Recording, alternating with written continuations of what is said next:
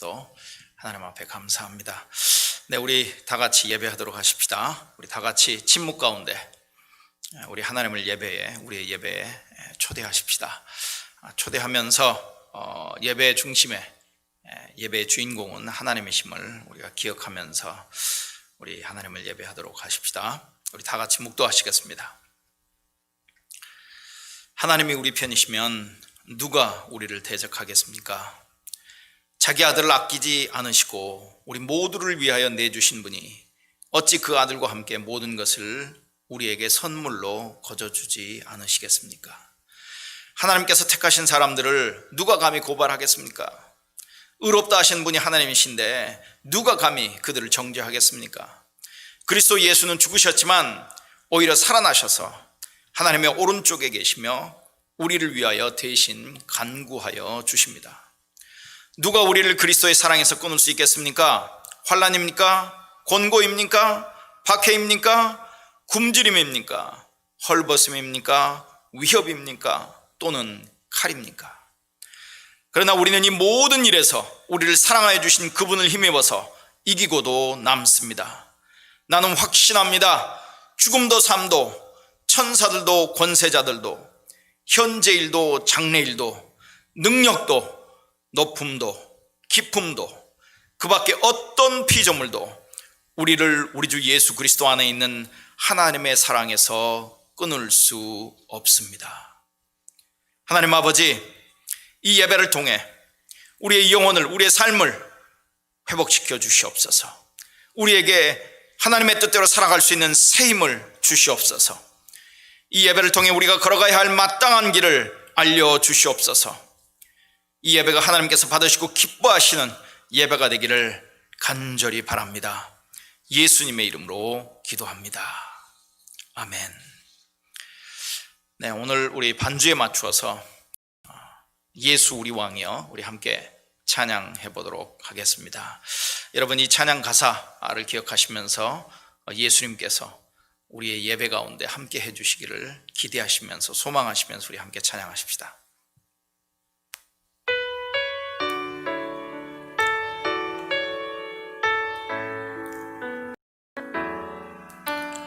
예수 우리 왕이여 이곳에 오소서. 보좌로 주여 임하사 찬양을 받아 주소서. 주님을 찬양하오니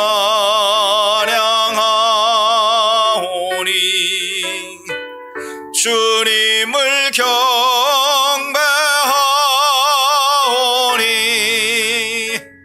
왕이신 예수여 오셔서 좌정하사 다스리소서.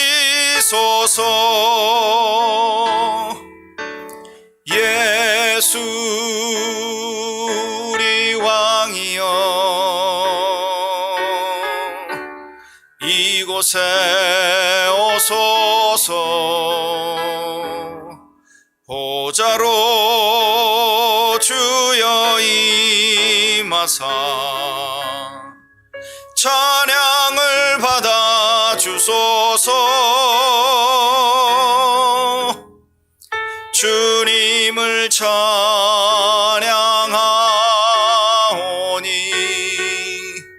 주님을 경배하오니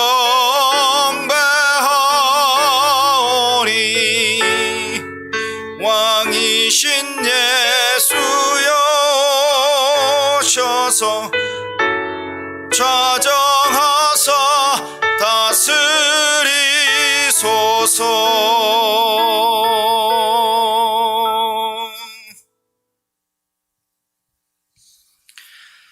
우리의 신앙 고백, 우리 사도신경으로 우리의 신앙 고백을 하겠습니다. 그런데 여러분, 우리가 그저 암송해서 의미 없이 우리가 고백하는 그러한 사도신경이 아니고요, 이것은 다른 말로 얘기하면 복음이라고 할 수 있습니다. 복음이 너무나도 잘 요약되어 있죠. 네, 우리 그 사실을 기억하시면서 우리 사도신경으로 우리의 신앙을 함께 고백하도록 하겠습니다. 나는 전능하신 아버지 하나님, 천지의 창조주를 믿습니다. 나는 그의 유일하신 아들 우리 주 예수 그리스도를 믿습니다. 그는 성령으로 잉태되어 동정녀 마리아에게서 나시고 본디오 빌라도 아래에서 고난을 받아 십자가에 못 박혀 죽으시고 장사된 지 사흘 만에 죽은 자 가운데서 다시 살아나셨으며 하늘에 오르시어 전능하신 아버지 하나님 우편에 앉아 계시다가 거기로부터 살아있는 자와 죽은 자를 심판하러 오십니다.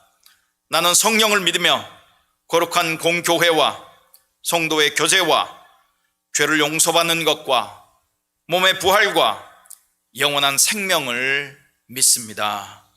아멘. 우리 찬양 한 곡 더 하도록 하겠습니다. 아무것도 두려워 말라, 주 나의 하나님이 지켜주시네. 놀라지 마라, 겁내지 마라, 주님 나를 지켜주시네. 제가 오늘 예배를 준비하면서 이 찬양을 여러 번 해보았습니다. 또 오늘 예배 시간에 이렇게 또 박자도 맞추고 그래야 돼서 여러 번 찬송을 하면서 참 지금 코로나 사태 한가운데를 지나가고 있는 우리에게 꼭 필요한 찬양 같은 생각을 다시 한번 하게 되었습니다. 우리 같이 찬양하시겠습니다.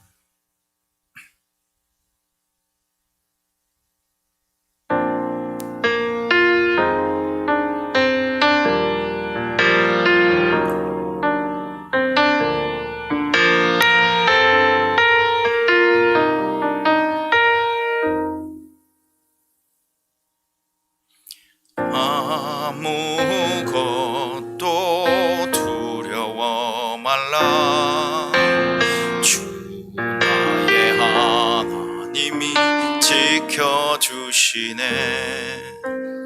놀라지 마라, 겁내지 마라, 주님 나를 지켜주시네.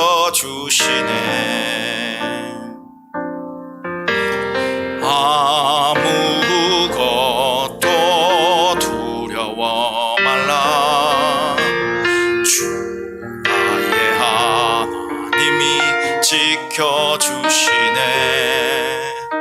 놀라지 마라, 겁내지 마라, 주님 나를 지켜주시네.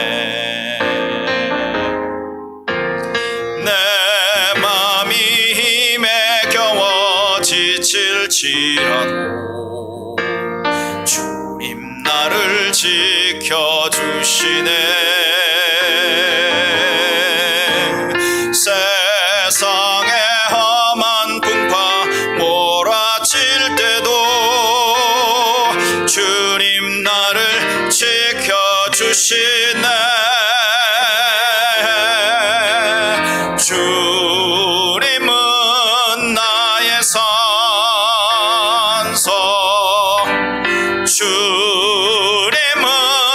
나의 요새, 주님은 나의 소망, 나의 힘이 되신 여호와.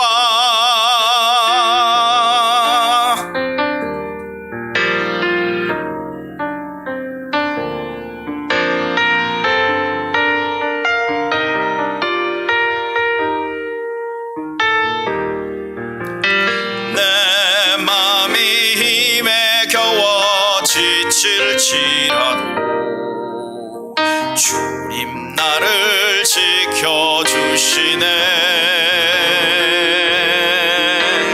세상의 험한 풍파 몰아칠 때도 주님 나를 지켜주시네. 주님은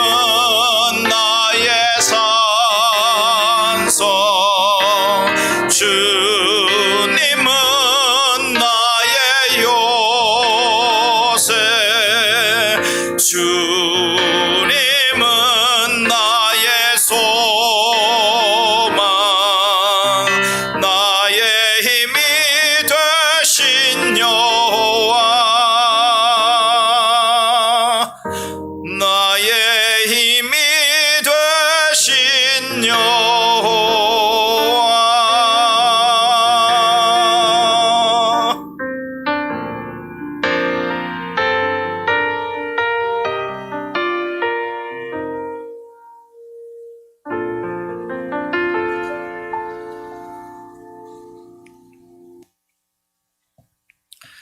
이 시간은 우리가 개인적으로 그리고 우리 공동체가 함께 또 우리 교회 공동체뿐만이 아니라 우리 한국교회를 특별히 생각하시면서 우리가 하나님 앞에 이 회개의 기도를 드리는 시간을 우리 갖도록 하겠습니다. 우리 다 같이 기도하십니다.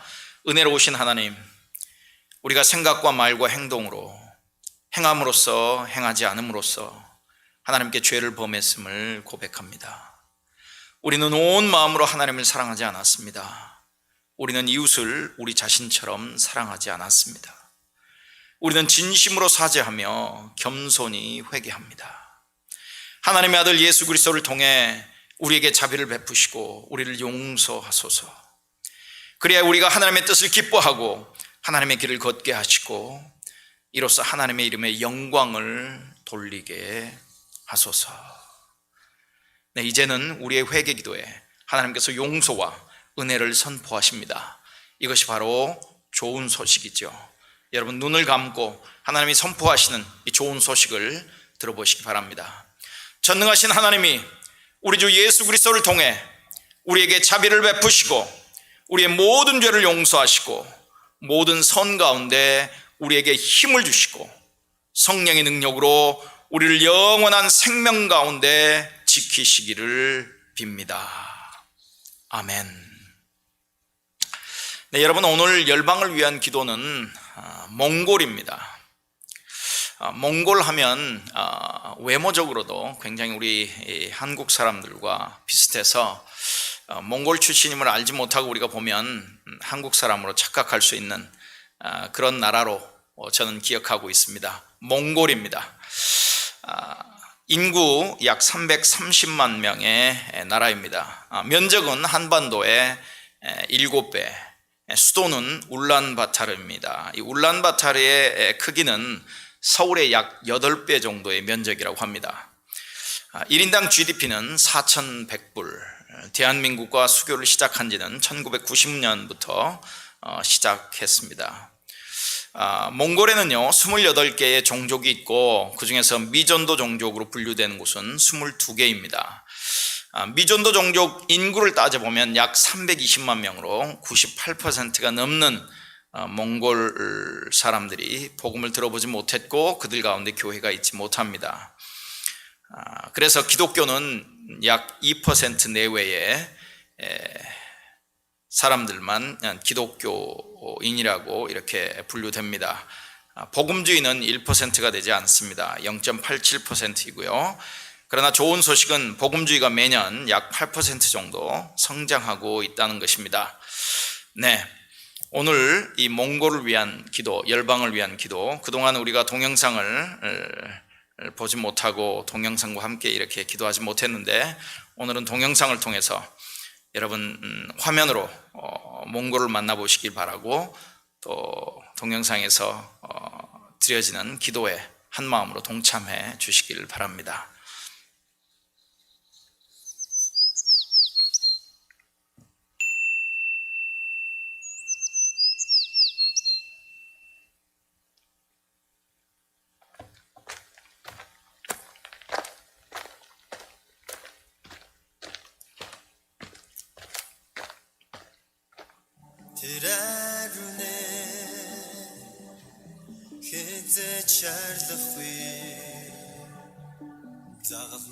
하나님 아버지, 이 시간 몽골을 위하여 기도드립니다. 몽골의 주요 종교는 라마 불교, 샤머니즘, 이슬람교이지만 이 땅의 모든 사람에게 종교의 자유가 있음을 주께 감사드립니다. 몽골 교회는 빠르게 성장하여 한 세대가 지나기도 전에 복음이 닿지 않은 몽골 지역과 다른 지역으로 선교사를 파송하고 있는데 이를 통해 아직도 복음의 소식을 듣지 못한 많은 영혼들이 우상 숭배에서 벗어나 참 하나님을 만나게 하시옵소서. 일반적으로 교회는 많은 청년과 학생으로 구성되어 있고 주로 여자인 장년층은 그나마 소수인데 모든 연령대와 세대가 예배드리며 주님을 깊이 만나기를 기도합니다. 몽골인의 정신세계에는 샤머니즘과 전통 무속신앙, 주술 행위가 뿌리 깊게 자리 잡고 있고 이들은 건강과 재정, 관계의 어려움을 극복하기 위해 무속인과 주술을 의지하고 있습니다. 하나님, 이들이 예수 그리스도의 복음을 접함으로 참 자유를 얻고 모든 일을 주관하시고 통치하시는 하나님 한 분만을 의지하게 하시옵소서. 이들을 붙잡고 있는 영적 어두움과 악한 영들이 그리스도의 보혈의 능력으로 떠나가고 영적으로 눌린 삶에서 참 자유와 평안을 얻게 하시기를 간구합니다. 선교사들은 몽골 교회가 전도와 제자 훈련을 제대로 감당할 수 있도록 훈련을 돕고 섬기는 사역으로 전환하고 있는데 이를 통해 많은 목회자와 헌신된 제자들이 이 땅에 양성되게 하시옵소서. 하나님의 하실 일들을 기대합니다. 주께서 몽골을 통하여 많은 영혼들이 주께로 돌아오게 하시옵소서. 예수 그리스도 이름으로 기도드립니다. 아멘.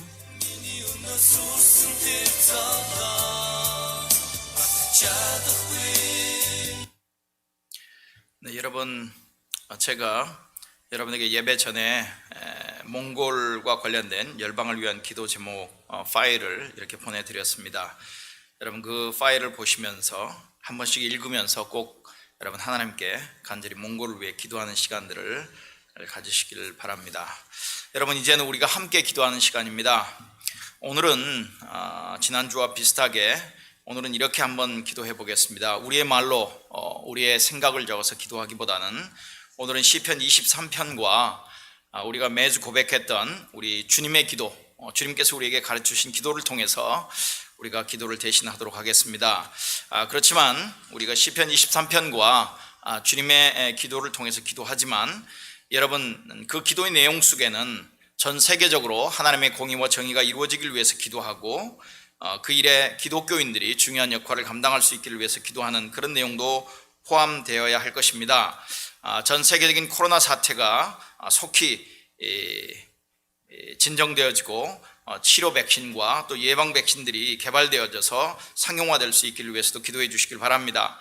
또 미국 11월에 미국에 있을 대통령 선거에 올바른 지도자가 세워지기를 위해서도 기도해 주시고요. 한반도의 평화 정착을 위해서도 기도해 주시기 바랍니다. 여전히 지금 인종 간 차별과 싸움과 다툼 때문에 폭력과 죽음이 난무하고 있는 이 세상 속에 정말 평화가 예수 그리스도로 말미암는 화평이 이루어지길 위해서도 여러분 기도해 주시기 바랍니다. 또한 여러분 오늘 시편 23편으로 기도하는데요, 저는 시편 23편과 주의 기도로 기도하는 적이 자주 있습니다. 시편 23편이 참으로 아름다운 시편이지만 그 시편을 우리의 기도로 바꾸면 정말 우리가 필요한 모든 것들을 담고 있음을 여러분이 아실 수 있을 것입니다. 오늘은 시편 23편과 주의 기도를 우리가 큰 소리로 우리가 낭독하면서 그것을 우리의 기도로 바꾸어 하나님 앞에 드리는 시간을 우리 갖도록 하겠습니다. 저는 시편 23편은 세번역 성경으로 이렇게 읽겠습니다. 우리 함께 같이 기도하도록 하십시다. 주님은 나의 목자시니 내게 부족함 없어라. 나를 푸른 풀밭에 누이시며 쉴 만한 물가로 인도하신다. 나에게 다시 새 힘을 주시고 당신의 이름을 위하여 바른 길로 나를 인도하신다.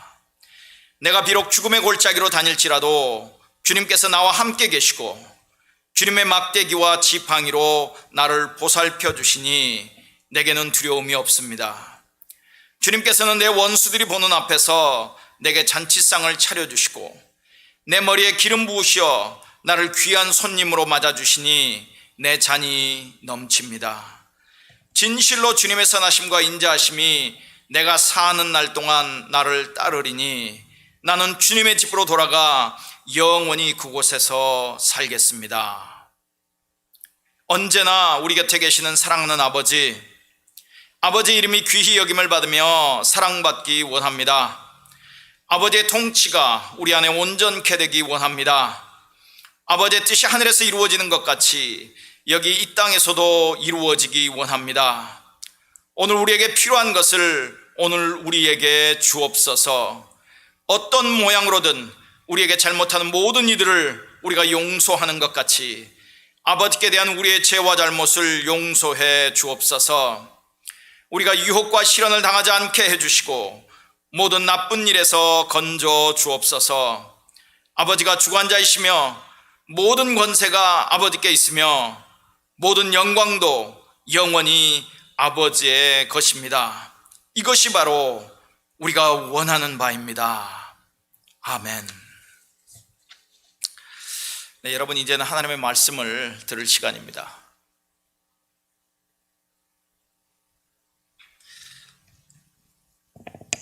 오늘 본문 말씀은 마태복음 22장 34절부터 40절까지의 말씀입니다. 마태복음 22장 40절, 여러분 예배 전에 미리 보내드린 그 예배와 관련된 자료에는 아마 쉬운 성경, 개역개정, 새번역, 또 영어 이렇게 해서 아마 오늘 본문 말씀을 여러분이 보실 수 있을 것입니다. 저는 쉬운 성경으로 말씀을 읽도록 하겠습니다. 마태복음 22장 34절부터 40절인데요. 예수님이 십자가에 돌아가시던 날이 금요일이면 금요일 바로 며칠 전, 3일 전에 화요일에 있었던 사건을 마태가 기록하고 있습니다. 22장 34절부터 40절 하나님의 말씀입니다. 예수님께서 사두개파 사람들의 말문을 막으셨다는 소식을 바리새파 사람들이 듣고 함께 모였습니다. 그 가운데 율법의 전문가 한 사람이 예수님을 시험하려고 질문을 하였습니다. 선생님, 율법에서 어느 것이 가장 중요합니까? 예수님께서 그에게 대답하셨습니다. 내 모든 마음과 모든 목숨과 모든 정성을 다하여 내 하나님을 사랑하여라. 이것이 가장 중요하고 우선되는 계명이다. 두 번째 계명은 내 이웃을 내 자신처럼 사랑하여라인데 이것도 첫째 계명과 똑같이 중요하다. 모든 율법과 예언자들의 말씀이 이 두 계명에서 나온 것이다. 어느 날 한 믿음 없는 이방인이 유대교 랍비에게 이렇게 질문하면서 도전을 합니다. 자, 내가 이제 한 발로 서 있을 텐데 내가 한 발로 서 있는 동안 유대 율법을 요약해 보여준다면 내가 유대 신앙을 받아들이겠습니다. 여러분, 어떤 믿지 않는 분이 여러분에게 찾아와서 내가 한 발로 서 있는 동안 짧은 시간을 얘기하는 것이겠죠. 성경이 무엇을 얘기하는지, 복음이 무엇인지 나에게 설명을 해준다면 내가 기독교 신앙을 받아들이겠소. 우리가 이렇게 바꿔서 생각해 볼 수도 있겠죠. 이런 질문에 유대인 랍비가 이렇게 대답합니다. 당신에게 해가 되는 것은 다른 사람에게도 행하지 마시오. 여러분 같으면 어떻게 대답하시겠습니까?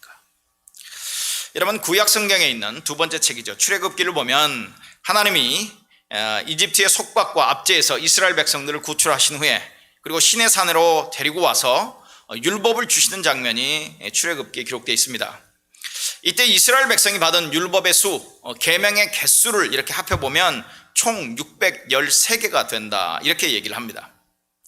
그런데 유대인들의 전통에 의하면, 유대인들의 전통입니다. 유대인들의 전통에 의하면 유대인들은 이 613개의 율법을 이렇게 나눈다고 얘기해요. 인간의 뼈가 248개로 되어 있고 1년이 365일이다. 그래서 248 더하기 365를 하면 613개가 됩니다. 그래서 유대인들은 이를 248개의 뼈로 이루어진 인간이 1년 365일 동안 하루도 빼놓지 않고 지켜야 하는 거룩한 계명으로 이해한다고 합니다.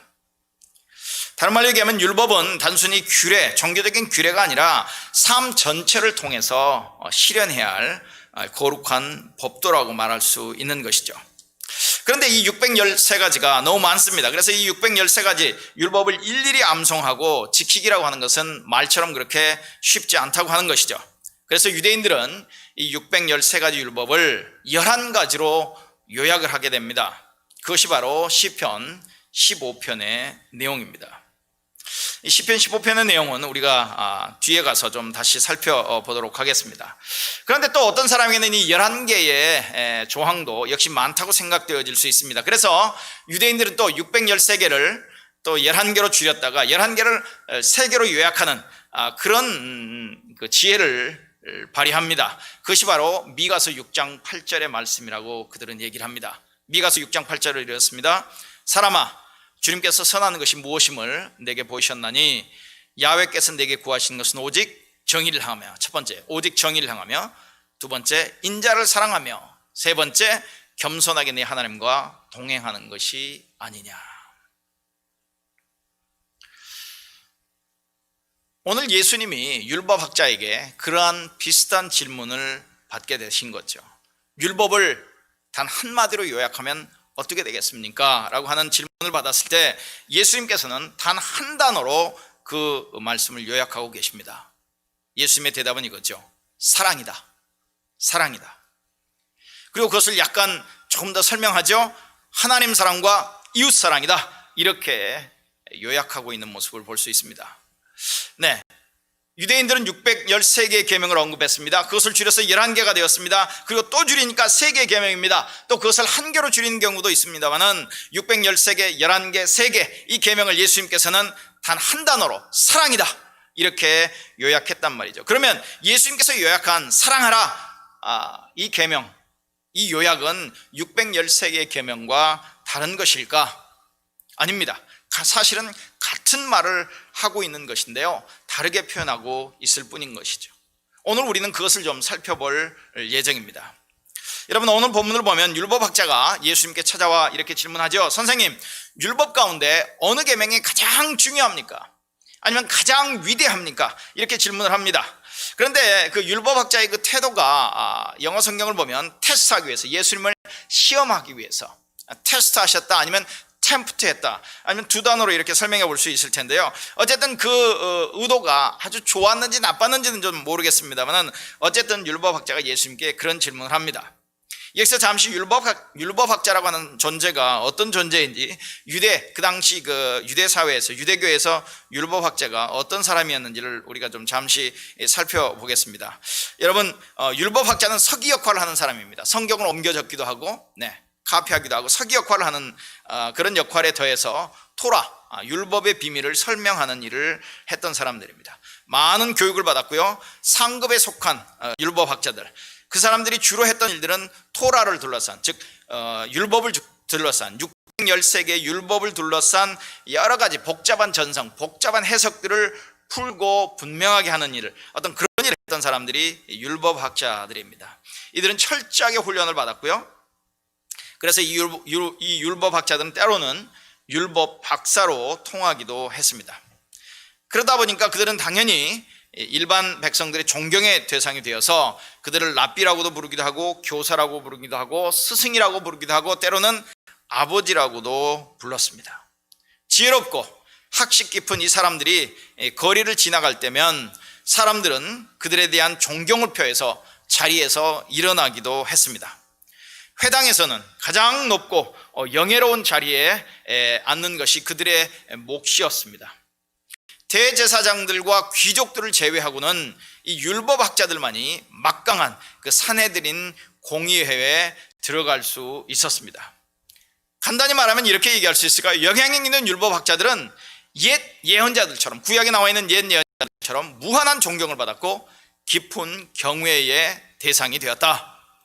성스러운 지식인 교사, 성스러운 지식, 하나님의 그 율법, 하나님의 율법을 가르치는 교사인 그들의 말은 최고의 권위를 지녔다. 우리는 그렇게 얘기해 볼 수 있다는 것이죠. 그런데 이 율법학자가 예수님에게 와서 랍비여, 선생님이여, 그렇게 질문하는 것을 보면 글쎄요, 어떤 의도로 그가 질문을 했을까요? 좋은 의도였을까요? 나쁜 의도였을까요? 우리는 이 본문만 가지고는 그것을 알아보기가 쉽지는 않습니다만은 어쨌든 그 율법학자의 질문에 예수님의 대답은 이겁니다. 사랑하라. 사랑하라. 그것이 온 율법의 요약이고 핵심이고 엑기스다라고 이렇게 얘기를 하고 있는 것이죠. 사랑하라. 하나님을 사랑하고 이웃을 사랑하는 것이다. 613개의 계명을 요약 정리하면 사랑이고, 그것을 조금 확대하면 하나님 사랑과 이웃 사랑이라고 할 수 있다. 그러면 여기서 하나님 사랑과 이웃 사랑이라고 하는 두 개의 계명을 613개에서 만약 뺀다라고 하면 611개의 계명은 어떻게 되는 것이냐? 나머지 계명들 611개의 계명은 사실 하나님의 백성이 어떻게 하나님을 사랑하고 어떻게 이웃을 사랑하는 것에 대한 구체적인 지침이라고 우리는 얘기할 수 있다고 하는 것이죠. 그래서 예수님은 오늘 본문 40절에서 이렇게 얘기하십니다. 이 두 계명에 온 율법과 예언서의 본뜻이 달려있다. 사랑으로 모든 율법을 살펴보면 바로 그 사랑에 대한, 어떻게 하나님을 사랑할 것인지, 어떻게 이웃을 사랑할 것인지, 어떤 상황에서 하나님을 어떻게 사랑해야 하는지, 어떤 상황에서 이웃을 어떻게 사랑해야 하는지에 대한 구체적인 지침을 주고 있는 게 613개, 611개의 계명이라고 우리는 얘기해 볼 수 있다고 하는 것이죠. 자, 이제 우리가 예수님의 대답을 자세하게 좀 살펴볼 필요가 있습니다. 예수님은 오늘 그 대답에서 어찌 보면 그 유대인에게, 그 다음에 유대인의 그 종교에, 유대교에 있어서 혁명적인 어떤 선언을 하고 계신다고 우리는 그렇게도 얘기해 볼 수 있습니다. 다른 말로 얘기하면 예수님은 지금 유대인의 쉐마를 변형하기도 하고 확대시키기도 하고 업그레이드해서 지금 말씀하고 계신다. 우리는 그렇게 얘기해 볼 수 있다고 하는 것이죠. 자, 오늘 본문을 다시 한번 보겠습니다. 22장 37절부터 40절입니다. 예수님께서 그에게 말씀하셨다. 내 마음을 다하고 내 목숨을 다하고 내 뜻을 다하여 주 너의 하나님을 사랑하라 하였으니 이것이 가장 중요하고 으뜸 가는 계명이다. 둘째 계명도 이것과 같은데 내 이웃을 내 몸과 같이 사랑하여라 한 것이다. 이 두 계명에 온 율법과 예언서의 본뜻이 달려있다. 그런데 여러분, 오늘 예수님의 대답의 그 앞부분을 보면요, 앞부분을 보면 사실 예수님이 유대인들이 쉐마라고 부르는 것을 반복해서 말씀하고 있는 것을 볼 수 있습니다. 예수님께서 전혀 새로운 것을 말씀하고 계시지 않아요. 왜냐하면 그런 질문을 받았잖아요. 율법 중에서 가장 위대한 것이, 가장 중요한 것이 무엇입니까? 그러면 총 613개의 율법이라고 한다면 그 중에서 딱 하나를 고르면 무엇이겠습니까? 라고 얘기했을 때 예수님은 유대인들의 쉐마라고 부르는, 유대인들이 밤낮으로 외우고 묵상하고 고백하고 눈에서 떼지 않고 집에서 나가거나 집에서 들어오거나 할 때 항상 암송하고 묵상하고 마음에 담아두어야 하는 그 유대인의 쉐마를 얘기하고 계시다고 하는 것이죠. 그런데 이 유대인의 쉐마를 얘기하는 것은 전혀 이상한 일이라고 우리가 보기가 힘듭니다. 그런데 문제는 두 번째입니다. 유대인의 쉐마에 예수님은 이웃 사랑에 대한 이야기를 덧붙이고 계시다고 하는 것이죠. 여러분, 유대인의 쉐마라고 하는 것은 신명기 6장 4절부터 5절까지의 내용을 보면 알 수 있습니다. 지금 저는 신명기 6장 4절부터 6장 9절까지의 내용을 여러분들에게 이제 읽어드리겠습니다. 그런데 이렇게 시작하죠. 신명기 6장 4절부터 5절까지는 이스라엘은 들으십시오. 이게 히브리어로 얘기하면 쉐마 이스라엘 이렇게 되는 겁니다. 쉐마 이스라엘. 그래서 유대인의 쉐마라고 할 때는 지금 신명기 6장 4절부터 5절까지를 얘기하는 것이죠. 여러분, 지금부터 어텐션 하십시오. 여러분, 지금부터 들은 말씀을 여러분의 삶에서 행하십시오라고 하는 이야기가 쉐마, listen, hear, 이스라엘. 이렇게 얘기하죠. 이스라엘은 들으십시오. 주님은 우리의 하나님이시오. 여호와는 우리의 하나님이시오. 여호와는 오직 한 분뿐이십니다. 여기서 여호와는 이스라엘 하나님의 이름입니다. 그들을 출애굽시킨 하나님의 이름. 아브라함을 부르시고 이삭을 부르시고 야곱에게 약속하셨고 그들이 애굽에서 큰 민족으로 이뤘을 때 그들을 애굽에서 이끌어내신 이스라엘의 하나님의 이름을 여호와라고 하는 것이죠. 그러니까 여호와는 굉장히 구체적인 이름입니다. 자, 여호와, 주님은 우리의 하나님이시오. 주님은 오직 한 분뿐이십니다. 당신들은 마음을 다하고 뜻을 다하고 힘을 다하여 주 당신들의 하나님을 사랑하십시오. 내가 오늘 당신들에게 명하는 이 말씀을 마음에 새기고 자녀에게 부지런히 가르치며 집에 앉아 있을 때나 길을 갈 때나 누워 있을 때나 일어나 있을 때나 언제든지 가르치십시오. 또 당신들은 그것을 손에 메어 표로 삼고 이마에 붙여 기호로 삼으십시오. 집 문설주와 대문에도 써서 붙이십시오. 이게 유대인의 쉐마라고 하는 것이죠. 그러니까 율법학자가 질문했을 때 613개의 계명 중에 가장 위대하고 가장 중요한 것이 무엇입니까? 라고 얘기했을 때 예수님이 유대인의 쉐마를 다시 반복적으로 얘기해서 말씀하신 것은 전혀 이상한 일이 아니었다고 하는 것이죠. 왜냐하면 예수님도 아마 일어나면 이 쉐마를 반복해서 묵상하고 입으로 고백하고 아마 그랬었을 것입니다. 예수님도 아마 하루 종일 아마 그랬을 것이라고 보통 성경학자들이나 유대교 학자들은 그렇게 얘기를 합니다. 네, 일어나면, 그리고 집 밖에 나가도, 집에 들어와도, 또 자기 전에도 항상 이 유대인의 쉐마를 얘기했기 때문에 그것은 이상한 것이 아닐 것이라고 하는 거예요. 그리고 율법학자가 그렇게 물었잖아요. 가장 위대한 계명은 무엇이냐? 가장 위대한 계명은 무엇이냐? 가장 중요한 계명은 무엇이냐라고 물었을 때 딱 하나만을 얘기했어야 되지 않습니까? 그런데 예수님은 여기에 한 가지를 더 추가하고 계시더라는 것이죠. 바로 레위기 19장 18절에 나와 있는 계명을 추가를 하십니다. 그게 뭐냐면 내 이웃을 내 몸과 같이 사랑하라. 즉 예수님은 지금 유대인의 쉐마를 변형시키고 있는 것입니다. 예수님은 유대인의 쉐마를, 유대인들이 가장 중요하게 생각하고 있는 그것을 지금 변형시키고 확대시키고 업그레이드 시키고 있는 것이요. 그러니까 다른 말로 얘기하면 업데이티드 버전이라고 할까요? 예, the latest version of the 유대인 Jewish 쉐마를 지금 얘기하고 있다라고도 얘기해 볼 수 있는 것이죠. 예수님은 유대인의 쉐마의 한 가지를 더하고 계시는 겁니다. 예수님께서는 쉐마를 받아들이셨어요. 그리고 아마 그것을 계속 고백하고 그렇게 사랑하셨음을 우리는 알 수 있습니다. 예수께서 쉐마를 받아들이셨고 거기에 한 가지를 지금 무언가를 덧붙이고 계시는 거예요. 여러분 근데 한번 생각해 보십시오. 율법학자가 질문을 했어요. 율법 박사가 지금 질문을 했습니다. 지금 율법에는 무엇을 하나를 더하거나 무엇을 하나를 빼면은 절대 되어서는 안 되는, 있을 수 없는 어떤 일들을 지금 예수님은 충격적으로 향하고 계시다고 하는 것이죠. 여러분 어떤 면에서는 우리가 이 구절을 너무나도 잘 압니다. 하나님을 사랑하고 이웃을 사랑하십시오.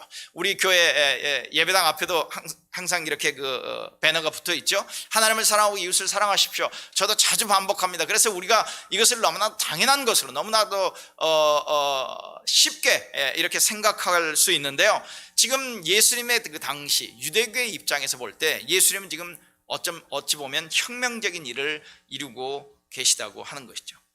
예수는 하나님을 사랑하라는 그 쉐마 대신에 하나님과 이웃을 사랑하라는 쉐마를 선언하고 계시는 겁니다. 이웃을 사랑하는 것도 유대교에서 굉장히 중요한 계명이었어요. 그렇지만 유대교의 신앙 고백의 중심에는 있지 않았다고 하는 것이죠. 그런데 예수님은 지금 이웃 사랑을 유대교의 신앙 고백의 중심에 지금 가져오고 계시다고 하는 거예요. 여러분 제가 이제 뒤에서 살펴보겠습니다만 예수님이 하시는 말씀은 뭐냐면 유대인의 쉐마에서 얘기하는 대로 너희는 주 여호와 하나님을 사랑해라. 근데 그 주 여호와 하나님을 사랑한다라고 하는 의미가 무엇이냐? 바로 내 이웃을 통해서 그것을 나타내 보여야 한다. 다른 말로 얘기하면 예수님은 지금 여기서 어떤 일을 하고 계시냐면 하나님을 사랑하는 것과 이웃 사랑이 같은 것이다 라고 하는 엄청난 선언을 하고 계시다고 하는 것이죠. 자, 그렇다면 예수님은 지금 하나님 사랑과 이웃 사랑을 지금 얘기를 하고 계시는데요. 왜 하나님은 우리에게 하나님을 사랑하고 이웃을 사랑하라고 말씀하실까? 그것은 저와 여러분이 너무나도 잘 아는 이야기입니다. 하나님이 우리를 먼저 사랑하셨기 때문입니다. 하나님이 먼저 우리를 사랑하셨기 때문이에요. 그런데 문제는 이겁니다. 제가 저 자신에게도 질문하는 일이고 제가 여러분에게도 질문하는 내용은 이것입니다. 정말 여러분이 하나님을 사랑하고 이웃을 사랑하고 싶으십니까? 정말 하나님을 사랑하고 이웃을 사랑하고 싶냐는 것이죠. 우리는 정직하게 이 질문에 한번 답을 해보아야 하는 것이죠. 그런데 성경은 이렇게 얘기해요. 우리는 좀 주저함이 있습니다. 하나님을 사랑하고 이웃을 사랑하는 일에 있어서 우리는 좀 주저하는 면이 있다는 것이죠. 네, 하나님을 사랑하지 않을 수는 없는데 하나님을 사랑은 해야 되겠는데 정말 온 마음과 온 뜻과 온 힘을 다해서 사랑하고 내 이웃을 내 몸과 같이 사랑하는 문제에 있어서는 조금은 I have some reservation 뭐 이렇게 우리는 얘기해 볼 수 있겠다는 것이죠. 그런데 성경은 이렇게 얘기하죠. 왜 우리가 하나님을 사랑해야 하는가? 왜 우리가 이웃을 사랑해야 하는가? 네, 하나님이 먼저 우리를 사랑하셨기 때문입니다. 너무나도 잘하는 얘기 아닙니까? 저와 여러분이 하나님은 우리를 사랑하셨기 때문이에요. 근데 여러분 우리가 이것을 놓치면 안 됩니다. 우리가 이것을 놓칠 수 없다는 것이죠. 우리가 매일 내가 하나님을 사랑하겠습니다, 내가 이웃을 사랑하겠습니다라고 하는 고백 이전에 하나님이 나를 먼저 사랑하셨다라고 하는 사실을 우리는 끊임없이 우리 자신에게 상기시킬 필요가 있다고 하는 것이죠. 여러분 로마서 5장 8절 이것과 하나님이 우리를 먼저 사랑하셨다는 것과 관련해서 로마서 5장 8절이 가장 유명한 구절 중에 하나라고 얘기할 수 있지 않습니까? 그러나 우리가 아직 죄인이었을 때 그리스도께서 우리를 위하여 죽으셨습니다. 그리하여 하나님께서는 우리에 대한 자기의 사랑을 실증하셨습니다. 하나님의 세상을 이처럼 사랑하사 독생자를 주셨으니 이는 저를 믿는 자마다 멸망치 않고 영생을 얻게 하려 하심이라. 여러분, 거기서 우리가 믿으니까, 영생을 얻으니까 우리는 죽어 천국 가고 우리는 하나님의 자녀가 됐고, 우리가 어떤 삶을 살아도 우리는 다 용서받을 수 있고 우리는 결국 하나님 나라에 갈 거라고 하는 어떤 그 부분이 우리에게 강조가 됩니까? 우리에게 더 온전히 다가옵니까? 아니면 하나님이 우리를 이처럼 사랑하셨다라고 하는 내용이 우리에게 먼저 다가옵니까? 여러분, 지금 율법학자가 예수님에게 와서 질문했어요. 네, 어떤 계명이 율법 중에서 가장 중요합니까?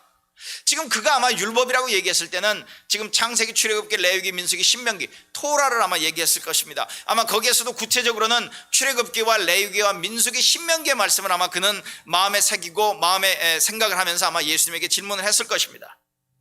그렇다면 그 율법학자가 질문했던 그 율법 중에서 가장 중요한 계명이 무엇입니까? 라고 하는 그 질문을 우리가 잘 이해하기 위해서는 이런 거였겠죠. 하나님의 율법을 이스라엘 백성들에게 주셨던 그 배경을 우리는 잠시 생각해 볼 필요가 있다고 하는 것이죠. 왜 하나님이 율법을 주셨을까? 언제 주셨을까? 하나님이 이스라엘 백성들에게 어디에서, 언제, 어떻게, 왜 그들에게 율법을 주셨는가를 우리는 생각해 볼 필요가 있다고 하는 것이죠. 여러분, 하나님이 율법을 시내산에서 주셨던 모습을 볼 수 있습니다. 물론 신명기는 그 모압 평지에서 모세가 이스라엘 백성들에게 설교하는 내용이 신명기이긴 합니다만은 전혀 새로운 설교가 아니고요. 그 이전에 시내산에서, 그리고 광야에서 하나님이 모세를 통해 하셨던 말씀을 다시 모세가 전해주고 있는 어떤 그런 말씀으로 우리가 이해를 한다면, 지금 여기서 얘기하는 그 율법은 시내산에서 주어졌다고 하는 것이죠. 시내산에서. 그런데 여러분, 시내산이라고 하는 이야기는 뭐냐면, 이스라엘 백성들의 애굽에 있던 이스라엘 백성들을 꺼내서 지금 출애굽을 시켜서 그들을 해방시켜서 그들을 구원해내서 지금 시내산에 도착했다고 하는 사실을 우리가 기억할 필요가 있다고 하는 것이죠. 그리고 여러분, 출애굽기 20장을 보면 10계명의 얘기가 나옵니다. 10계명. 출애굽기 20장에는 10계명이 나오죠. 여러분, 10계명이 그 모든 율법의 요약이라고 할 수 있지 않습니까? 네. 우리 일반 사회로 얘기를 한다면 10계명은 헌법이라고 하면 그 헌법 밑에 수많은 법들이 이렇게 있듯이 지금 10계명은 하나님 백성의 어떤 헌장과 같은 내용이라고도 얘기할 수 있습니다. 그리고 하나님은 그 이후에 10계명의 내용들을 자세하게 풀어서 주는 어떤 그런 율법들을 이스라엘 백성들에게 주시죠. 그런데 여러분, 출애굽기 20장 10계명을 주시기 바로 전에, 아니 10계명을 주시면서 하나님이 하셨던 말씀이 있습니다. 출애굽기 20장 2절의 말씀이죠. 이렇게 얘기합니다. 그래서 10계명을 주시면서 이렇게 얘기하죠. 나는 너희를 이집트 땅 종살이 하던 집에서 이끌어낸 주 너희의 하나님이다. 여러분, 10계명을 주시기 전에 이것을 지금 다시 한번 언급하고 계시다고 하는 거죠. 이건 굉장히 중요한 선언입니다. 나는 너희를 이집트 땅 종살이 하던 집에서 이끌어낸 주 너희의 하나님이다. 그러니 내가 지금부터 너희에게 주려고 하는 그 계명을 기쁜 마음으로 즐거이 지켜야 한다. 순종해야 한다. 너희는 이제 내가 구원해낸 내 백성이 되었으니까, 나는 너희의 하나님이니까 내가 너희의 하나님으로서, 너희의 인도자로서, 너희의 왕으로서 너희는 이렇게 살아야 한다라고 주는 이 계명, 너희들은 나의 백성으로 그 계명에 순종하여 그 계명을 따라서 너희는 살아야 한다라고 지금 하나님은 말씀하고 있는 것과 마찬가지인 것이죠. 다른 말로 얘기하면, 하나님이 우리를 먼저 사랑하셨기에 하나님이 사랑하시는 자들, 하나님의 사랑을 받는 자들은 하나님을 사랑하고 이웃을 사랑하는 삶을 살아가야 한다는 것이죠. 여러분, 이게 굉장히 간단해 보입니다. 너무나도 당연한 얘기 같아 보이지 않습니까? 그런데 실제 우리의 삶에서는 그렇게 간단한 문제가 아닙니다. 사실은 분명히 하나님은 애굽에서 구원한 이스라엘 백성들에게 시내산에서 그들과 언약을 맺으면서 그들에게 율법을 주셨습니다. 너희들은 이제 내 백성이니까, 내가 구원해냈으니까, 내가 특별히 사랑하는 백성이니까 너희들은 이렇게 살아야 한다라고 하나님이 말씀하시면서 계명을 주셨는데, 그래서 그들은 하나님이 구원해내신 하나님의 은혜를, 하나님의 사랑을, 하나님의 긍휼을 생각하며 하나님의 계명에 즐거이 순종했어야 하는데, 이스라엘의 역사들을 보면 그것들을 그렇게 지켜온 것 같아 보이지 않거든요. 그들은 끊임없이 그것을 잊어버렸습니다. 그리고 오히려 반대로 그들은 자신들의 어떤 선한 행위를 통해서, 자신들의 어떤 공로를 통해서 하나님의 페이버를 얻고자 애를 썼던 모습들을 우리는 이스라엘 역사를 통해서 볼 수 있다고 하는 것이죠. 그런데 그게 이스라엘만의 모습이 아니에요. 저와 여러분의 모습일 수도 있습니다. 하나님을 사랑하십시오, 이웃을 사랑하십시오. 그럴 때 왜 우리 마음이 즐거이 그러겠습니다, 하나님 맞습니다, 내가 그렇게 살겠습니다라고 기쁘게 반응하지 못하고 왜 주저하게 될까요? 왜 뭔가 찝찝한 마음으로 우리는 그 하나님 사랑과 이웃 사랑에 대한 우리의 반응을 보이고 있는 것일까요? 그렇기 때문에 이 문제, 지금 제가 여러분에게 말씀드리고 있는 문제는 간단한 문제만은 아니라고 하는 것이죠. 여러분, 이것과 관련해서 어느 유년주일학교 사역자의 경험을 한번 들어보시길 바랍니다. 그분이 이런 책을 썼어요. 최근에 한국에서도 번역되어 나와 있는데요. 잭 클럼펜하우라고 하는 그분이 이런 책을 썼습니다. 주일학교에서 오직 복음을 전하라. 주일학교에서 오직 복음을 전하라. 그것과 관련해서 이런 이야기를 적었습니다. 한번 들어보십시오. 이 이야기를 들어보라. 나는 복음을 부각시키는 수업을 했다. 훈계하지 않으려고 주의했고 하나님의 사랑과 그리스도 안에서 누리는 축복을 보여주려 했다. 다른 무엇보다 이 복음을 믿으라고 격려했다. 그런데도 아이들의 마음속에서 내 이야기는 하나님을 기쁘시게 하려면 나는 무엇을 해야 하는가로 바뀌어 있었다. 모든 사람의 마음이 본능적으로 이렇게 작동한다. 아이들의 마음은 하나님께 점수를 따기 위해 노력하려고 미리 설정되어 있다. 초기 설정이 이루어진 상태로 공장에서 배송된 전자제품처럼 아이들도 복음을 믿지 않도록 미리 설정되어 있다. 그런데 여러분, 이게 아이들만일까요? 아닙니다. 아이들도 복음을 믿지 않도록 미리 설정되어 있다. 자신의 종교적, 도덕적 노력에 대한 믿음이라는 초기 설정이 예수님에 대한 믿음을 대신한다. 그 믿음이 너무 강력한 나머지 복음을 가르쳐도 오해하기 쉬운 것이다. 복음에 관한 수업이 항상 실망으로 끝나는 것은 아니다. 성령께서 복음을 통해 아이들의 마음에 파고드신 적도 많다. 그러나 행위를 통해 하나님께 잘 보이려고 하는 교활한 충동은, 이렇게 썼어요. 그러나 행위를 통해 하나님께 잘 보이려고 하는 교활한 충동은 우리 마음에 부패한 초기 설정 깊숙한 곳에 뿌리 내리고 있다. 이것을 제거하려면 의도적인 노력이 필요하다. 우리의 일부가 될 때까지 복음을 반복하고 또 반복해야 하는 것이다. 여러분, 오늘 이야기를 우리의 이야기로 바꾸면, 오늘 본문의 이야기로 바꾸면 이렇죠. 의도적인 노력이 필요하다는 것이죠. 끊임없이 하나님이 나를 먼저 사랑하셨다, 하나님이 나를 사랑하셨다, 하나님이 나를 어떻게 사랑하셨는가, 하나님의 사랑을 나에게 어떻게 보여주셨는가, 우리가 그것을 먼저 우리 자신에게 끊임없이 상기시킬 필요가 있고, 그 가운데서 우리는 하나님을 사랑하고 이웃을 사랑하는 삶을 살아야 한다는 것이죠. 여러분, 오늘 본문에서 정말 충격적인 내용은 무엇이냐 하면, 그리고 성경 주석가들은 마태복음이나 마가복음, 누가복음에 있는 그 성경 주석가들이 한결같이 하는 얘기가 뭐냐면요, 예수님은 여기서 두 가지 계명을 얘기하고 있는 게 아니다. 예수님은 두 가지 계명을 얘기하고 있는 게 아니다. 하나님 사랑 따로, 이웃 사랑 따로 두 가지 계명을 얘기하고 있는 것이 아니라, 한 가지 계명을 얘기하고 있는 것이다. 한 가지 계명을. 하나님 사랑은 곧 이웃 사랑이다. 하나님을 사랑하는 모습이 이웃 사랑을 통해서 나타나야 하는 것이다. 이웃을 사랑하는 것이 곧 하나님을 사랑하는 것이다 라는 말로 우리는 바꾸어 얘기해 볼 수 있다고 하는 것이죠. 여러분, 그것을 우리가 어떻게 확인해 볼 수 있을까요? 요한 1서 4장에 그 말씀이 나옵니다. 한번 들어보십시오. 자, 요한일서 4장 10절부터 12절까지를 한번 읽겠습니다. 오늘은 좀 긴 성경 구절들을 하게 되었는데 한번 들어보십시오. 네, 하나님 말씀입니다. 사랑하는 여러분, 서로 사랑합시다. 자, 4장 7절 12절에 사랑하는 여러분, 서로 사랑합시다. 지금 무슨 얘기를 하느냐면 이웃사랑에 대한 이야기를 하는 거예요. 교회 공동체 안에 서로에 대한 사랑을 얘기하는 겁니다. 자, 사랑하는 여러분, 서로 사랑합시다. 사랑은 하나님에게서 나는 것입니다. 사랑하는 사람은 다 하나님에게서 났고 하나님을 압니다. 사랑하지 않는 사람은 하나님을 알지 못합니다. 하나님은 사랑이시기 때문입니다.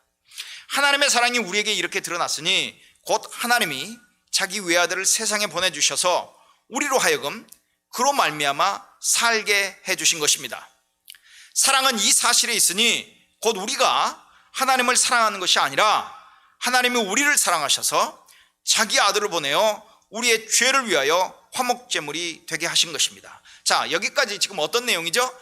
우리가 서로 사랑합시다, 이웃에 대한 사랑을 얘기하면서요, 이웃에 대한 사랑을 이야기하고 시작하면서 곧바로 무슨 얘기를 하냐면 하나님은 사랑이십니다. 하나님이 우리를 이렇게 사랑하셨습니다라는 이야기로 지금 진전되어 오고 있는 모습을 우리는 볼 수 있죠. 자, 계속 읽습니다.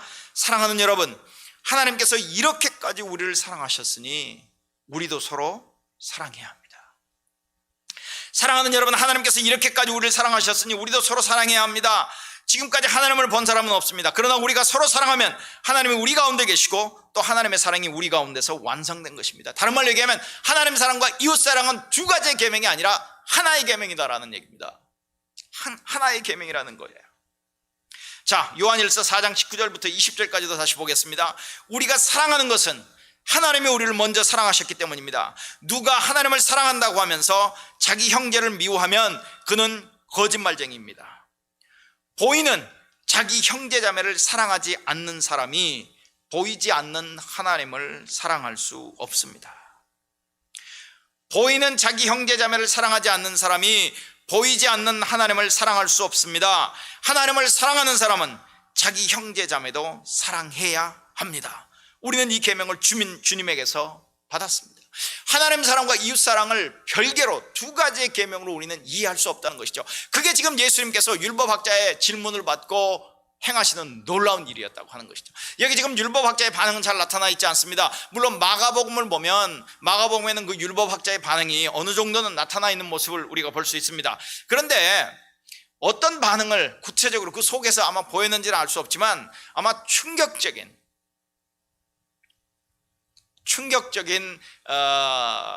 큰 아마 충격을 받았을 거라고 우리는 생각해 볼 수 있는 것이죠. 하나님 사랑과 이웃 사랑이 각각 다른, 그리고 첫째와 둘째와 셋째 어떤 등수를 매기는, 순위를 매기는 어떤 그런 계명이 아니라 하나님 사랑은 곧 이웃 사랑이라고 하는 이야기를 지금 예수님께서는 하고 계시는 것이죠. 그러니까 어찌 보면 혁명적인 선언을 하고 계시는 겁니다. 율법을 완성하러 오신 분이 하신 말씀이 바로 이런 말씀이죠. 그래서 지금 요한일서의 저자도 이렇게 얘기하잖아요. 하나님을 사랑하는 사람은 자기 형제 자매도 사랑해야 합니다. 우리는 이 계명을 주님에게서, 즉 예수에게서 받았습니다. 정말 예수께서도 그렇게 말씀하셨어요. 여러분 요한복음을 보면요, 요한복음 14장과 13장 내용을 보면 이렇게 얘기합니다. 너희가 나를 사랑하면, 예수님께서 제자들에게 하신 얘기입니다. 너희가 나를 사랑하면 내 계명을 지켜라. 내가 너에게 새 계명을 준다. 서로 사랑하여라. 무슨 말씀인지 아시겠죠? 연결이 어떻게 되는지 아시겠죠? 너희가 나를 사랑하면, 예수님을 사랑하면, 즉 하나님을 사랑하는 것, 곧 예수를 사랑하는 것이죠. 너희들이 나를 사랑하면 내 계명을 지켜야 되는데, 내 계명은 너희가 서로 사랑하는 것이다. 너희가 서로 사랑하는 것이다. 내가 너희를 사랑한 것 같이 너희도 서로 사랑하여라. 너희가 서로 사랑하면 모든 사람이 너희가 내 제자인 줄 알 것이다.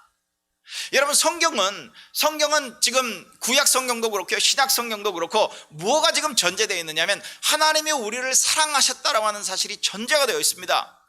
여러분 창세기 12장부터 시작해서 출애굽기, 레위기, 민수기, 신명기, 그 다음에 사무엘 상하, 열왕기 상하, 구약 성경 전체 이야기는 깔려있는 이야기가 있어요. 전제되어 있는 이야기가 있다고 하는 것이죠. 그게 뭐냐면 하나님이 이스라엘 백성들을 사랑하셨어요. 자기 백성으로 삼으셨다라고 하는 그 내용이 전제되어 있다고 하는 것이죠. 그렇기 때문에 성경에서는 하나님이 우리를 사랑하셨다, 하나님이 우리를 사랑하셨다는 얘기가 자주 반복되지 않는다 할지라도 그 내용은 이미 구약 성경과 신약 성경에 밑바닥에 깔려 있다고 하는 것이죠. 그 상황에서 성경이 우리에게 강조하고 있는 것은 뭐냐면 이웃을 사랑함에 대한 얘기가 강조되어 있습니다. 이웃을 사랑함에 대한 강조가 되어 있다고 하는 것이죠. 자, 구약 성경도 그렇습니다. 자, 제가 오늘 설교의 서론에서 시편 15편을 인용해 드렸죠. 아니, 시편 15편의 말씀을 드렸죠. 613개의 율법을 11개로 줄이면 시편 15편의 내용이다. 네, 유대인들의 전통에서는 그렇게 이해하는 사람들도 있다. 이렇게 얘기했습니다. 자, 시편 15편의 내용을 한번 볼까요? 이렇게 되어 있습니다. 시편 15편의 내용을요,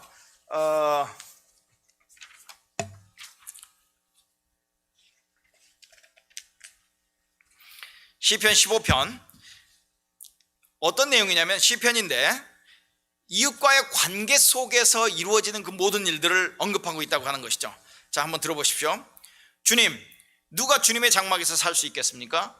누가 주님의 거룩한 산에 머물 수 있겠습니까? 다른 말로 얘기하면 누가 하나님을 사랑하는 자입니까? 누가 하나님을 예배하는 자입니까? 뭐 그런 이야기로 시작하는 것이죠. 자, 이제 그렇게 질문을 해놓고 그렇게 이제 답을 합니다. 주님, 누가 주님의 장막에서 살 수 있겠습니까? 누가 주님의 거룩한 산에 머물 수 있겠습니까? 그 다음에 이렇게 됩니다. 깨끗하게 살고 옳은 일을 행하며 마음으로부터 진실만을 말하고 입으로 다른 사람을 모함하지 않는 사람입니다. 여러분, 이거 혼자 무인도에 떨어져서 혼자 살아가는 삶에 대한 이야기를 하고 있는 게 아닙니다. 깨끗하게 살고 옳은 일을 행하며 마음으로부터 진실만을 말하고 입으로 다른 사람을 모함하지 않는 사람입니다. 이웃과의 관계죠. 다른 사람과의 관계 속에서의 삶을 얘기하는 겁니다. 이웃에게 해를 끼치지 않고 이웃을 모욕하지 않는 사람입니다. 악한 사람들을 경멸하되 여호와를 두려워하는 이들을 높이는 사람입니다. 손해가 나더라도 맹세를 지키는 사람입니다. 많은 이자를 받고 돈을 꾸어주거나 죄 없는 사람을 뇌물을 받고 억울하게 하는 사람이 아닙니다. 이렇게 사는 사람은 영원히 흔들리지 않을 것입니다. 무엇에 대한 이야기죠? 이웃사랑에 대한 이야기입니다. 이웃사랑에 대한 이야기예요. 하나님을 사랑하는 자는 이웃과의 관계 속에서 이런 삶을 살아가야 한다고 지금 시편 15편에서 얘기를 하고 있는 것이죠. 그러니까 613개를 압축 요약 정리하면 11개로 이렇게도 우리가 얘기해 볼 수 있다는 것이죠. 그리고 제가 오늘 설교서도에서도 그런 말씀을 드렸죠. 11개를 3개로 줄이면 미가서 6장 8절이다. 미가서 6장 8절이다. 자, 미가서 6장 8절 한번 들어보십시오. 이렇게 얘기합니다. 너 사람아, 무엇이 착한 일인지를 주님께서 이미 말씀하셨다. 다른 말로 얘기하면 너는 어떻게 살아야 하는지를 주님이 이미 얘기하시지 않았느냐, 그거죠. 너 사람아, 무엇이 착한 일인지를 주님께서 이미 말씀하셨다. 주님께서 너에게 요구하는 것이 무엇인지도 이미 말씀하셨다. 주님이 무엇을 우리에게 요구하시는지, 하나님이, 왕이신 하나님이 자기 백성에게 무엇을 요구하시는지를 이미 말씀하셨다는 거예요. 그리고 3가지를 얘기합니다. 오로지 공의를 실천하며 인자를 사랑하며 겸손히 내 하나님과 함께 행하는 것이 아니냐. 3가지입니다. 공의를 실천하며 act justly, 인자를 사랑하며 love mercy, 그 다음에 겸손히 내 하나님과 함께 행하는 것이 아니냐, walk humbly before your God. 이 3가지입니다. 여러분, 이 3가지 중에서 첫 번째 2가지, 공의를 실천하고 인자를 사랑하는 것은 이웃사랑과 관련된 얘기입니다. 다른 사람과의 관계 속에서 얘기해요. 우리가 살아가고 있는 공동체에서, 우리가 살아가고 있는 사회에서 공적으로 이루어져야 할 일이라고 하는 것이죠. 공의를 실천하며 인자를 사랑하며, 여기서 인자를 사랑한다라고 할 때 인자는 헤세드라고 하는 단어인데요, 주로 이 헤세드라고 하는 단어는 하나님이 자기 백성에게 언약적으로 영원불변하게 사랑하셨던, 포기하지 않은, 실패하지 않는 사랑을 얘기하지만요, 여기서 이 인자는 특별히 다른 사람과의 관계에서 하나님이 우리에게 보여준 태도를 다른 사람에게도 보여야 한다. 지금 그 얘기를 하고 계시는 겁니다.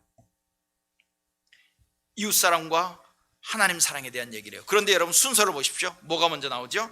공의를 실천하고 인자를 사랑하는 것, 이웃을 사랑하는 것이 하나님 사랑에 비해 먼저 나오고 있다고 하는 것이죠. 저는 이 구절을 읽을 때마다 왜 이 세 번째 부분이 왜 3번째에 나올까? 왜 하나님과 관련된, 하나님 앞에서 겸손히 행하는 삶이 왜 3번째 나올까? 이게 첫 번째 나왔어야 하는데 항상 그런 의문들이 있었는데요, 오늘 본문 말씀, 예수님이 율법학자의 그 질문에 대답하는 내용을 중심으로 이렇게 살펴보면 오히려 뒤에 나오는 것이 맞는 것 같다. 왜냐하면 하나님 사랑은 곧 이웃사랑이기 때문에, 하나님 사랑은 곧 이웃사랑이기 때문에 그렇다는 것이죠. 여러분, 우리는 어떻게 살아야 합니까?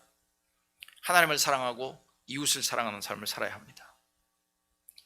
그러기 위해서는 끊임없이 하나님이 우리를 사랑하셨다는 사실을 우리는 매일 우리 자신에게 상기시키고 묵상하고, 우리가 먼저 그 하나님의 사랑을 경험해야만 우리는 하나님을 사랑하되 그 하나님의 사랑에 대한 표현이 이웃사랑을 통해서 나타날 수 있다고 하는 것이죠. 여러분, 그 어느 때보다도 지금 그리스도인이, 하나님 나라의 백성이 이웃을 사랑하는 모습이 그 어느 때보다도 많이 요구되어지는 때인 것 같습니다. 여러분, 하나님을 사랑하십니까? 그 하나님을 사랑하면 어떻게 나타내 보이시겠습니까? 하나님의 사랑은 곧 이웃사랑입니다. 하나님의 사랑은 곧 이웃사랑입니다. 아까 주일학교 그 주일학교에 복음을 전해라. 그들과의 그 관계 속에서의 그 자기의 경험을 나눴던 그분의 얘기대로 우리는 끊임없이 반복적으로 이 일을 해야 할 필요가 있다고 하는 것입니다. 끊임없이 하나님을 사랑하고 이웃을 사랑하십시다. 기도하겠습니다. 여러분, 잠시 오늘 예배를 마무리하기 전에 잠시라도 오늘 들은 말씀 다시 한번 복기해 보시길 바랍니다. 바둑 기사들이 바둑을 다 두고 난 다음에 승패가 결정되어진 후에 자기가 두었던 바둑을 다시 한번 복기해 가듯이 오늘도 잠시 한번 이 말씀을 복기해 보시고 정말 하나님의 도우심고 인도하심을 구하시고, 여러분, 우리도 유대인의 쉐마, 예수님께서 변형시키시고 확대시키시고 업그레이드 하신 쉐마를 아침, 점심, 저녁 하루 종일 되뇌임고 되새기고 묵상하고 질문함으로 하나님을 사랑하고 이웃을 사랑하는 저와 여러분, 우리 교회 공동체가 되기를 간절히 바랍니다.